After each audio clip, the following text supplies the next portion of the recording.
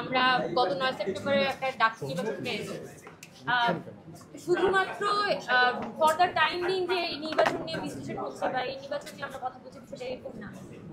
সামনের দিনেও দেখা যাবে বাংলাদেশের হিস্ট্রিতে যখন হচ্ছে বিচার বিশ্লেষণ করা হবে তখন কিন্তু এই 9 সেপ্টেম্বরের যে ডাকসু ইলেকশন সেটাকে নিয়ে নানা ধরনের বিচার বিশ্লেষণ কিন্তু করা হবে। তো এই জায়গা থেকে আমরা যারা প্রার্থী এবং আমরা সবাই কিন্তু অভ্যুত্থানের সময়ে চেষ্টা করেছিলাম ছাত্রদের সাথে থেকে পাশে থেকে অভ্যুত্থানের সামনে থেকে নেতৃত্ব দিয়ে এই যে একটা স্বৈরাচারী ব্যবস্থা সেটার বিরুদ্ধে আমরা যাতে সকলে একত্রে রুখে দাঁড়াতে পারি।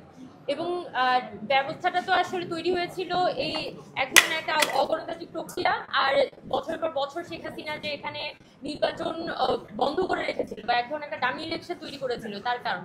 তো আমরাও চাই যে সম্পূর্ণ যত নির্বাচন প্রক্রিয়াগুলো থাকবে অভ্যুত্থান পরবর্তী সময়ে সেগুলো সবকিছুই যাতে স্বচ্ছ থাকুক এবং একটা সুষ্ঠু এবং নিরপেক্ষ নির্বাচনই যাতে আমরা দেখতে পারি।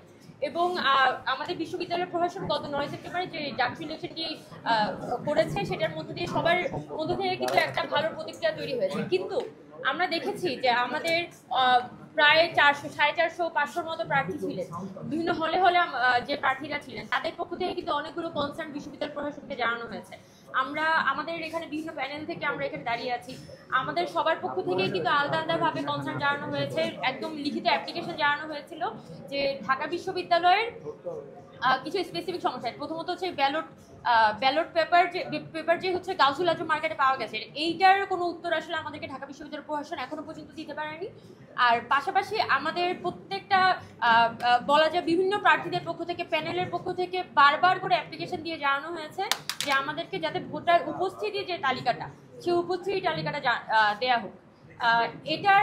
এটার মধ্যে আসলে ভোটারদের যে প্রাইভেসি সেটা ক্ষুণ্ণ হওয়ার আসলে কোনো সুযোগ নাই, বরং আমাদের যে ভোটার তালিকাটা আসলে ঢাকা বিশ্ববিদ্যালয় প্রশাসন থেকে নির্বাচনের পূর্বে প্রদান করা হয়েছিল সেই ভোটার তালিকায় কিন্তু এখনো পর্যন্ত সেই ভোটার তালিকাই হচ্ছে যে মূলত আমরা ভোটের দিনে তাদের যে উপস্থিতি সেটাই আমরা চাচ্ছি। এটা খুবই মানে ব্যক্তিগত ইনফরমেশন হিসেবে এটাকে বিবেচনা করার সুযোগ কম, বরং আমরা এখানে বিভিন্ন প্রার্থীদের পক্ষ থেকে যেহেতু বলা হয়েছে এবং আমাদের পক্ষ থেকে আমরা যেটা বারবার করে এখানে বলছি যে আমাদের যে ফিল্ড অ্যানালাইসিস সেই ফিল্ড অ্যানালাইসিসে অনেকগুলো হলের ব্যাপারে আমাদের মধ্যে কনসার্ন তৈরি হয়েছে।